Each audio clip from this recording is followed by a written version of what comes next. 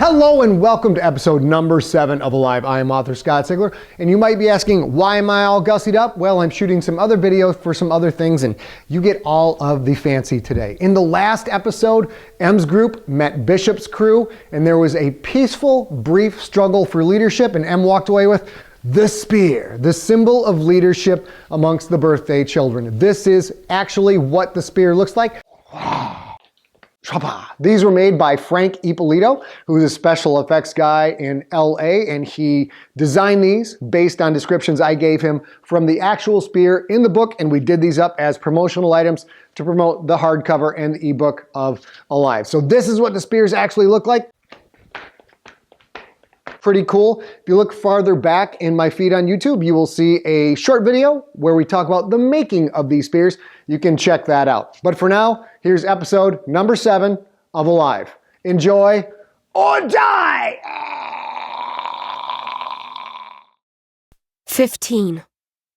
We walk uphill, and we walk, and we walk, and we walk. It doesn't make sense. Even if our coffin room was far below ground, shouldn't we have made it to the surface by now? And we still haven't seen any windows, any hint of the outside. My feet hurt. They were numb from the constant stepping. But when we met Bishop's group, we stopped for a bit. It was like blood flowed into them again. My feet thought they were getting a rest. Now that I've put them back into action, they are not happy. It feels like my bones will soon wear right through muscle and skin. I hear the others talking behind me. My group and Bishop's marchers alike say out loud the same questions that run through my head. They know they have families, but can't remember any faces. They know they went to school, but can't recall what classes they took, their teachers, their classmates. No specifics of any kind. They want to know what their symbols mean. They want to know their first names. As we walk, I try to meet some of the new people. There is Kay Smith, the only Circle Cross, a girl so thin she looks like she's on the edge of starvation. She has stunning gray eyes, olive skin, and short brown hair. She's the tallest girl among us, almost as tall as O'Malley. G. Beckett has tan skin and strawberry blonde hair. His symbol is a jagged circle, like Spingate's and Gaston's. Beckett doesn't say much. He seems younger than me. Not in size, but rather in the way he carries himself. There are 6 empty circles besides Bello and me. E. Okereke, a boy with the blackest skin of any of us. Y. Johnson, a girl with dirty blonde hair who won't look anyone in the eye and mumbles to herself. R. Cabral, a girl who looks anyone and everyone in the eye but says nothing. And O. Ingolfsson, a squat blonde boy who looks as strong as Bishop, although he isn't as tall and clearly isn't as coordinated. The last 2 circles are J. Harris and M. D'Souza, a boy-girl pair who go out of their way to avoid talking with me. The circle stars hate that I won the vote. Most ignore me. The bald, brown-skinned girl, Y. Bawden, will answer my questions, but she doesn't trust me. At least she isn't openly hostile. U. Koyodo, whose tan skin has a reddish hue that looks like his mother gave him a bath and scrubbed him way too hard, and W. Visca, a big boy with light pink skin and blazing white hair, all but snarl at me every time I look at them. The person who surprises me the most, though, is Bishop. I expected him to carry a grudge, maybe plot a way to take back the spear or fight me for leadership the way Yang did. Bishop does none of that. He's happy. He's talkative. In fact, he won't stop talking. His constant chatter is the only thing that raises everyone's spirits. Time drags, as do our feet. I honestly don't know how much longer we can go on. It is maybe 5 or 6 hours after I got the spear that the first of us falls, a half-circle girl named Q. Opkick. Before I can reach her, Bishop already has her over his shoulder. He's smiling, nodding, like someone passing out from lack of food or water, or both, is the most normal thing that could happen. More will fall, and soon. There is nothing we can do for Opkick, but press on. So we press on. My feet, they hurt so bad. Perhaps an hour later, I almost fall myself. I stumble, but O'Malley catches me, rights me. He does that strange thing again, where he can kind of speak to me with his eyes. Those eyes say, "Don't fall. If you do, we're lost." I nod. I can keep going. And then, finally, far up ahead, our hallway. It ends. I move faster. So do the others. Headaches and thirst and dry mouths forgotten. When Bishop had his group marching in step, it made a sound like the steady beat of a big drum. I don't make anyone march. As we quicken our pace and break into a run, it sounds like rolling thunder. The hallway ends in a dusty, rusted archway. 2 stone slabs, a thin line down the middle separating them. A door. We stop. We stare. It could be nothing. It could be everything. Is this it? Did we make it? Does that door lead us out of this horrible place? Does it lead to food and water and people, maybe our parents? "Bishop," I say, "give Opkick to someone else. I need you up front with me." O'Malley glances my way, a sour expression on his face. He doesn't like that I want Bishop up front. But that's stupid. Bishop is the biggest and strongest of us. Of course he should be the first through. Bishop joins me in front of the door. Elsafani is at his sides. The twins came without being asked. Where Bishop goes, they go. I look back to Spingate. "Open it," I say. She nods rapidly, excited at this new puzzle she must solve. She brushes dust off the metal frame, exposing embedded jewels. She studies the archway for a moment. I see her lips moving. She starts pressing jewels. She shakes her head. She got it wrong. Gaston joins her. He points at a pair of yellow jewels. Spingate nods, presses them. Then she presses a green one. A hidden panel pops open. Inside the panel, 2 dark holes. She looks at me, asking for permission as always. I glance at Bishop. I have a connection with him that isn't there with O'Malley. I can't explain it. It's something I feel in my stomach, in my bones. O'Malley is smart. He helps me keep things organized and calm. But Bishop is like me in one key way. He wants to lead.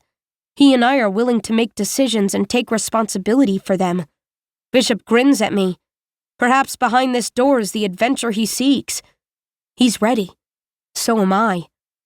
I nod at Spingate. "Open it." She slides the scepter's prongs into the holes. They click home.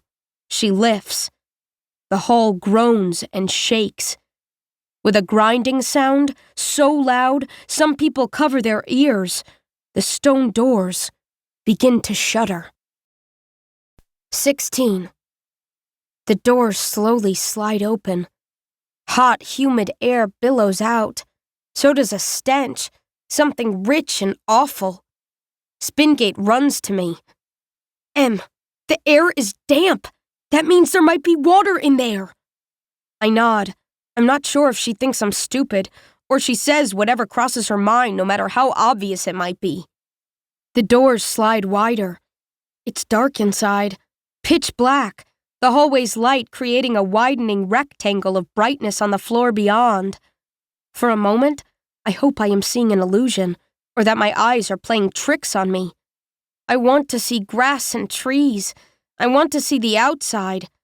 What I want doesn't matter, though.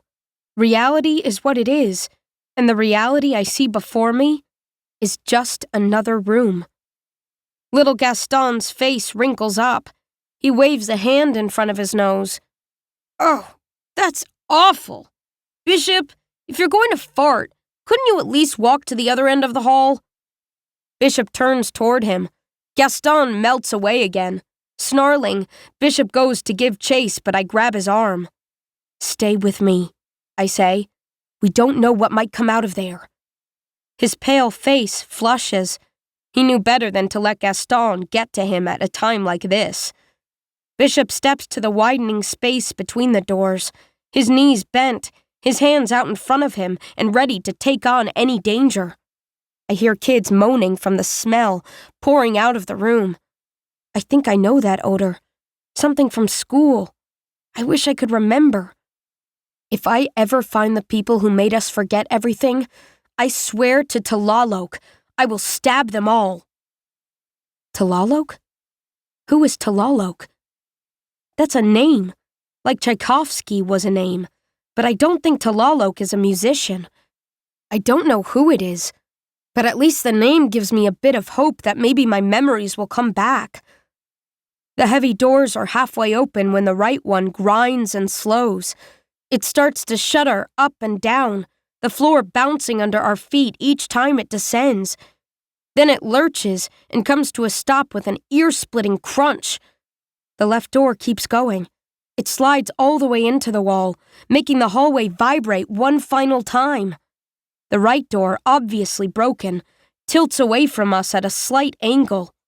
The area beyond the opening is completely dark, except for the hallway's light, which plays off a hard floor littered with bits of metal and streaked with some kind of dirty grime. O'Malley leans close to me.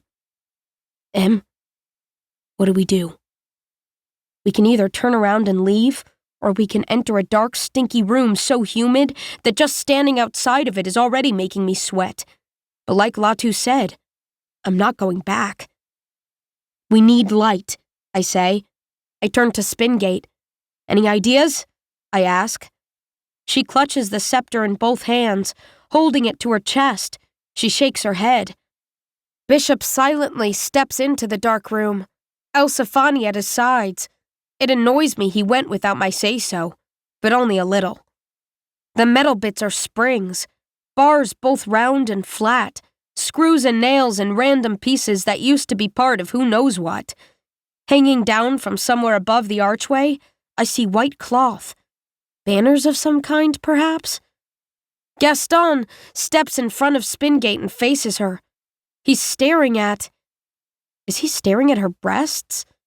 Spingate notices it too. Her cheeks redden and she looks at me, silently asking me to do something about it. Gaston, I say, you're being rude.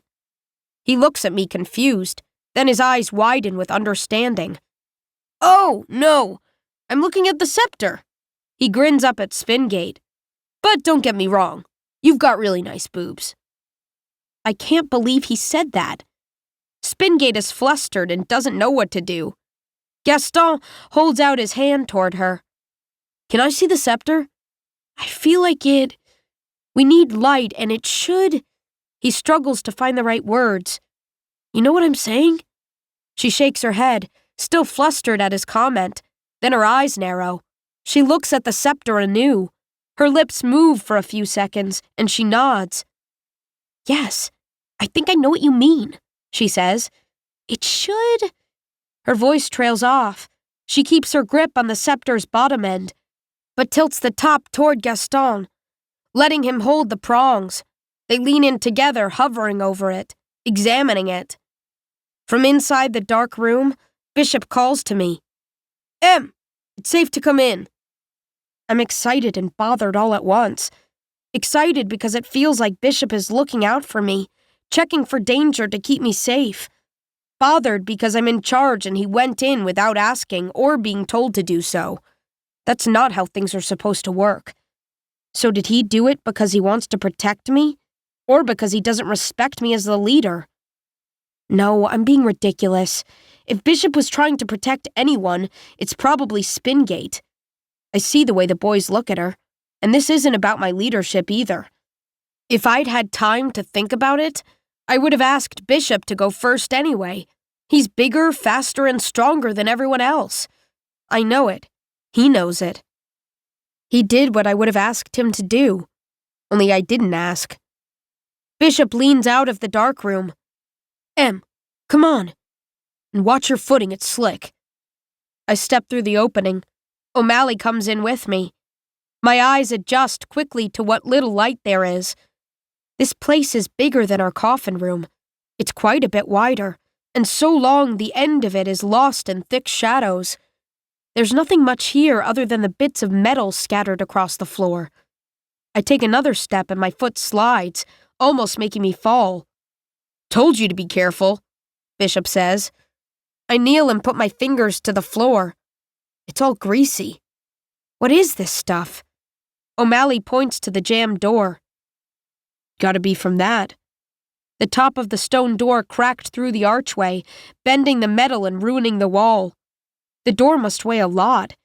It looks like it might tear through at any second, fall flat and smash whatever happens to be beneath it. Stay away from the door, I say, loud enough for everyone to hear. It's dangerous.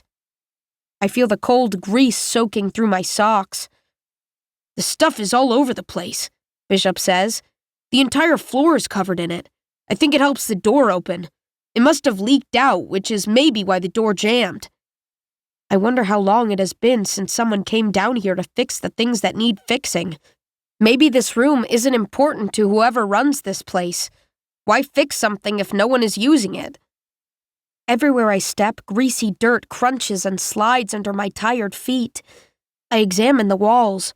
Stone, like a line of carvings running along them. It's too dark to see details, but my fingertips recognize rough outlines. Suns, jaguars, stepped pyramids, faces with big flat noses. It stinks so bad in here. I know this smell.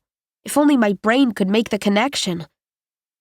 A glance back out the door shows the others grouped together, staring into the room, hoping we find something to eat or drink. The white shirts of Bello and Aramovsky merge with the white shirts of Latu, Ingolfsson, Beckett, and the others. There is no difference between my people and Bishop's. We are all in this together. Except for the circle stars, I remind myself. They are different. The room's darkness seems to come alive. It swirls around me, envelops me. Circle star. Young. His face so close to mine, his eyes wide. He knew he was going to die. He knew it, and there wasn't anything he could do but wait for death to come. Wait in agony, crying out for his mother. The hand on my shoulder makes me scream. Bishop steps back, surprised, holds up both hands, palms out. Sorry, Em, he says. I called your name, but you didn't hear me. Are you okay? I nod quickly. I see El Safani looking at me. Maybe scowling is a better word. Do they think I'm weak? I'm okay, I say. What did you want? He points up to the banners. Did you see what's on those? I look at them. At first they are subtle variations of darkness and shadow, as gray as ash, but after a few seconds, patterns form. The banners, no flags, hang from poles mounted in the wall above the archway. Maybe a dozen flags, all white or perhaps light gray, and they all have the same symbol, an empty circle. Same as yours in Okarake's, Bishop says. I would give anything to know what our symbols mean. Do they define who my people were? Maybe my tribe, as Bishop would say? Was this room for my tribe? Alone, I walk deeper into the dark room, leaving the cracked archway behind. I still feel a slight pull against my legs. I'm walking uphill. As it has been from the beginning, that pull is very small, so tiny it's barely noticeable, but step after step, minute after minute, hour after hour, it's getting to me. It's driving me nuts. I led us here. I led us to nothing. I hoped so badly those doors would open to the surface and we would be out. This is all too much. My decisions haven't produced anything good. You tried, Em, but you failed. Shut up, Yong, I whisper. Please, shut up. I want to cry, but just like before, the tears don't come. Crying doesn't fix anything. Isn't that what the voice in my head told me? Have to focus. Everyone is counting on me to keep them safe. There's something off to my left by the wall. A few steps take me to it. It looks like a column of white stone, cracked in the middle, the top half lying broken and crumbled on the greasy floor. I recognize it from Gaston's story about the haunted room. It's one of the chest-high pedestals he talked about. I wonder what rested on the flat top before someone smashed it to bits. A boy approaches. I sense him before I see him. O'Malley. there in the dark beside me. Em, the others are getting upset, he says quietly. They want to know if they're supposed to come in or if we're going back. I'm upset too, but does that even matter to him? Go back to where? I say, unable to hide the frustration that drips from my voice. To our hallway of bones or to Bishop's haunted room? I can barely see his face. Well, we can't go forward, he says. It's too dark. No, we're not going back. Not while I am the leader. All this effort can't be for nothing. Sooner or later, going up will take us out. We go straight. O'Malley pauses, perhaps trying to choose the right words. The others aren't going to like it, he says. I laugh, an evil, dark-sounding thing that would make me doubt any leader who made it. O'Malley, I don't like it, but we don't have a choice. We hear a commotion behind us, back by the broken archway. Em, come here! It's Spingate, silhouetted by the hallway's light. Gaston is with her. He's holding the scepter, but that's not what he's looking at. Hey, O'Malley says. Is that little guy staring at Spingate's? I grab O'Malley's arm and pull him along, cutting him off. Come on, let's see what she wants. Careful steps along the greasy floor bring us back to her. Spingate's face is alive with joy. If we could turn her excitement into light, there wouldn't be a shadow in the place. Look what Gaston and I found, she says. Gaston, show her. He holds the scepter upside down and touches a series of gems. A tiny cone of flame suddenly hisses out the end. So bright, I hold up a hand to shield against the powerful light. He shuts off the flame. Ghost images dance in my vision. The room is pitch black once again. It's a torch, Gaston says. For welding things, I think. Spingate again jumps and claps. I'm going to have a word with her about that. The way her parts bounce around when she jumps, it's distracting even to me. I can't imagine the effect it has on the boys. So we can use the scepter to light the way, I say. That's great. Gaston gives a wincing half shrug. Well, I don't know if that's a good idea. The fire has to burn fuel, and we don't know how much fuel the scepter holds. We shouldn't use it for light, or it might burn out and we won't have the flame if we need it. I sigh. This is so annoying. Then what are we supposed to use it for, Gaston? He purses his lips. To set stuff on fire?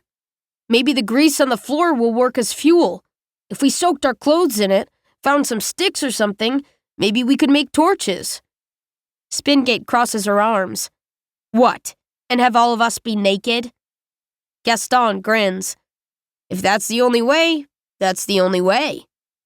He gestures around the room. Do you see any other fabric around here? There is a pause. Then I look up. Bishop and O'Malley do the same. The flags. Bishop, I say. Do you think you can get those down? He nods. That tall boy in your tribe? He says.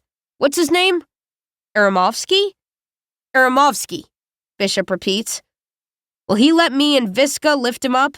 We'll have to get our hands under his feet. He might fall a couple of times, but hopefully it won't hurt him too bad. Aramovsky heard his name.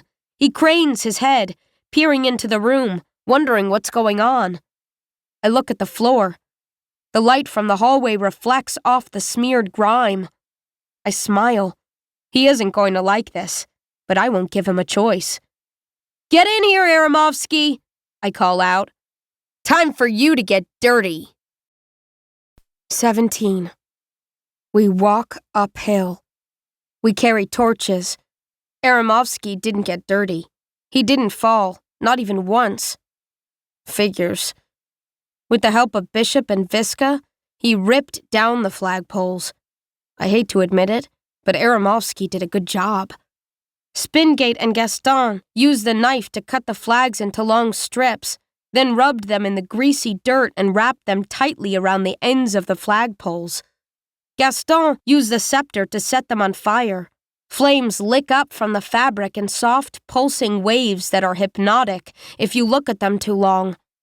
Bella was smart enough to keep one flag whole. She tied the corners together to make a kind of bag that holds the extra grease-soaked strips.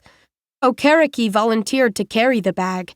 Of all the circles from Bishop's group, I like Okereke the most, probably because he seems to be the hardest worker. We move through the long room, 3 abreast. Torchlight makes shadows that twitch and jump. The darkness seems to be a living thing waiting to pounce on us and swallow us alive. The room ends at a narrow, stone-walled hallway. Bishop and Elsafani lead us in, Bishop carrying a torch. I'm in the second row, several steps behind them. O'Malley is on my left, knife in hand, and Latu on my right, also carrying a torch. The rest of the group follows after, a long procession of flickering flames lighting up frightened faces. If I ever get to sleep, if I have nightmares, I know they will happen in a place that looks like this. Bishop isn't that far ahead. He and Elsafani stop, wait for me, and I soon see why. An open archway on the left and another on the right. Past those, 2 more of the same on either side. The flickering torches seem to make the archways waver like the twitching mouths of giant bloodthirsty monsters. I think we should look in these rooms, Em, Bishop says quietly. It's not a good idea to leave unchecked areas behind us. O'Malley shakes his head. If we look in every room we find, all our torch strips could burn out and we'd be left in the dark. Better to keep going straight as fast as we can. Aramovsky was in the row behind me. He comes closer, eager to be part of the group that's making decisions. O'Malley is right, he says. We're tired and hungry and thirsty. He half turns so the people behind us can hear him. We don't want to waste time playing games, Em. We want food. I hear grumbles of agreement, see scowls on more than a few faces. They are losing patience. They elected me leader. Did they think I could use the spear to make food and water appear out of nowhere? Be patient, I say to them all. We're going to get out of here, but I need you to be patient. I'm going to get us out of here? I'm surprised at how convincing I sound. Bishop and O'Malley both made good points. The darkness and shadows make this area feel dangerous, though, and my instinct tells me that when it comes to danger, I should trust Bishop. We'll check the rooms, I say. There might be water, but we need to do it quick so we can keep moving forward. Bishop nods. Elsafani and I will make it fast. Everyone stay here. Before I can answer, Latu speaks. You take the ones on the left, we'll take the ones on the right, she says to Bishop. Faster that way. Bishop stares at her. The shadows dancing across his face make him look much older. Almost grown up. He starts to speak, stops. He's not in charge anymore. He glances at me, waiting for me to decide. We'll take the rooms on the right, I say. Bishop purses his lips, then nods. All right. He waves someone forward. It's a circle star boy with skin almost as dark as Aramovsky's. Farrar, I think his name is. If it weren't for Bishop, Farrar would be the biggest person in our group. Everything about him is wide, from his shoulders to his chest, to his head, even his nose, which is short and flat. Keep everyone here, Bishop tells him. We're going to look at these rooms. Farrar nods once. He stands straight and tall, round shoulders back, big chest out. He might as well be a wall that blocks off the hallway. He accepts his orders, but doesn't even glance my way. That anger wells up in me again. Maybe it will take a little time to figure out how this works with Bishop. But when it comes to the circle stars, he gives the orders and they listen. Except for Latu. She seems to be on my side. But there shouldn't be sides. I have to keep reminding myself of that.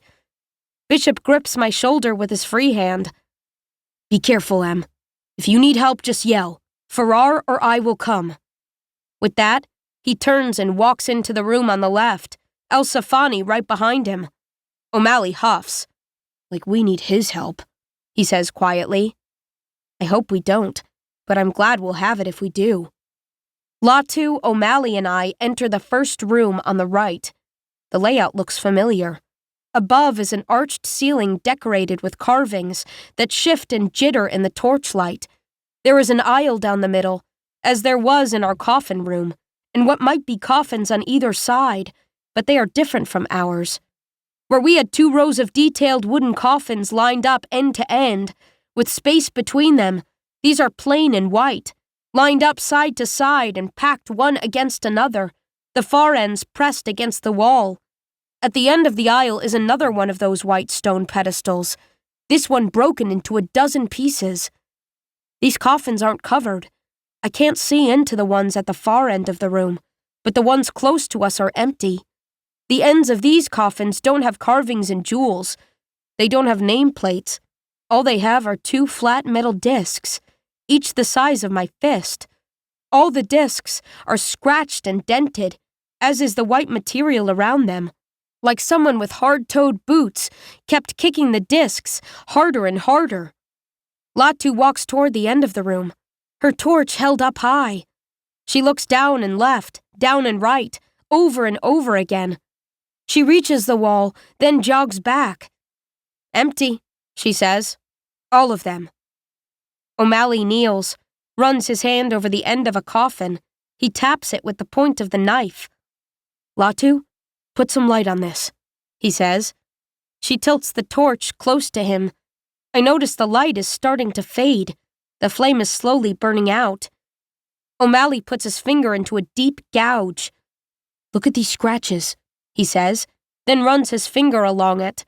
The white material is torn and splintered along the path. It's not wood and it's not metal. I should know what it is, but, like almost everything else, I can't place it. O'Malley stands. Latu holds the torch over the coffin. More scratches on the inside, both where someone would lie and on the walls that separate it from the coffins on either side. On the flatbed, there are metal fasteners of some kind, but nothing fastened to them. The fasteners are scratched and rusted over.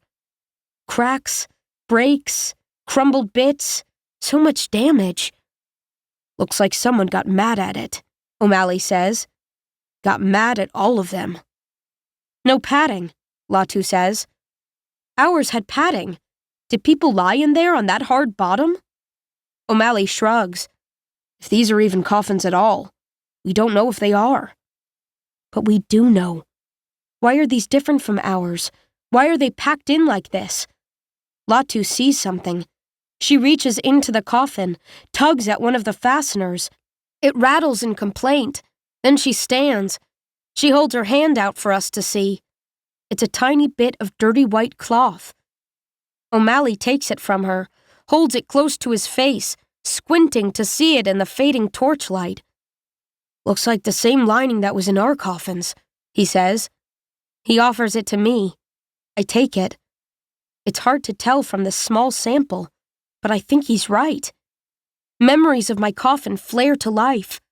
Waking up in the dark, the white fabric splattered with my own blood.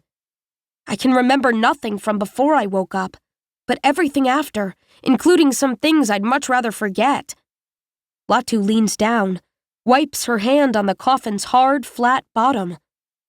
"So, where's the rest of the cloth?" she asks. "Where's the padding? Did someone take it out?" I don't have the answers to her questions. Neither does O'Malley. "Let's check the other rooms," I say. We turn to go, but on the way out, Latu sees something else.